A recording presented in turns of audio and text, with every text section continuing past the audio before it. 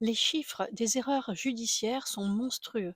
Le ministère de la Justice a publié le 17 décembre 2024 qu'il y avait eu des indemnisations records en 2023. Un peu plus de 650 demandes de réparation de détention provisoire ont été recensées par les cours d'appel. 52% de ces demandes font suite à une relaxe, 31% un non-lieu et 17% un acquittement.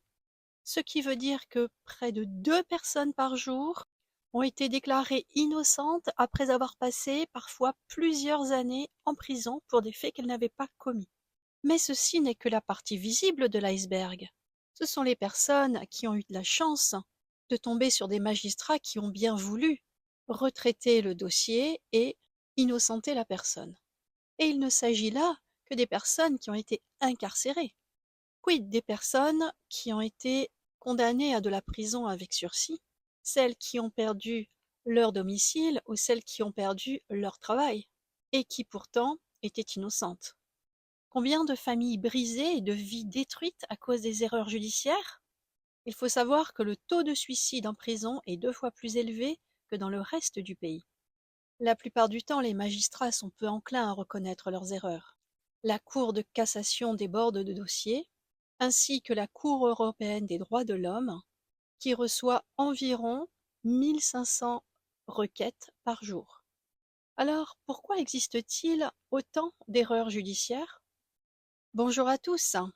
J'ai été victime de la violence de 8 personnes, dont des élus, mon ex-conjoint et des anciens amis.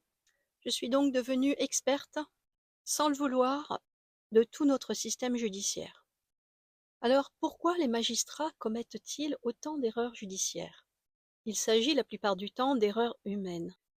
Nous avons vu que plus de la moitié étaient en lien avec les délits. Ceci est dû à l'article 79 du Code de procédure pénale qui dit que l'instruction préparatoire pour les juges d'instruction est obligatoire en matière de crime, mais elle est facultative en matière de délit. De plus, la Cour de cassation consent à ce que le procureur de la République enquête à charge. Le mis en cause arrive donc à son audience devant un juge avec une enquête biaisée.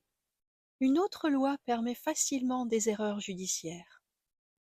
Il s'agit de l'article 427 du Code de procédure pénale qui indique que le juge décide d'après son intime conviction.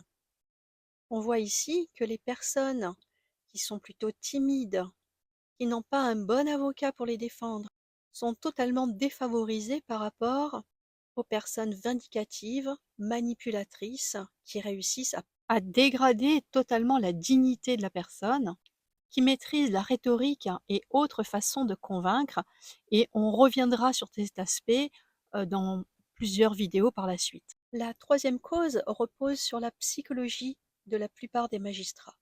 En général, ils ont choisi cette filière du droit parce qu'ils ne sont pas des matheux. Normalement, un fait dénoncé, réprimandé par un article de loi, plus au moins une preuve égale condamnation. Et un fait dénoncé qui n'est puni par aucun article de loi ou dont il n'y a aucune preuve factuelle égale pas de condamnation. Mais dans les faits, j'ai pu remarquer que notre système judiciaire ne repose sur aucune prédictibilité. Systématiquement, j'ai eu l'impression que c'était une question de chance, de pas de chance, et des magistrats à qui je m'adressais. Toutes ces causes majeures d'erreurs judiciaires pourraient être très facilement solutionnées grâce à l'intelligence artificielle et à une méthodologie bien plus stricte, par exemple. Si vous voulez en apprendre bien plus sur notre système judiciaire, pensez à vous abonner, à liker, commenter, me donner des sujets que vous aimeriez que je traite et à partager. Merci beaucoup, à très bientôt.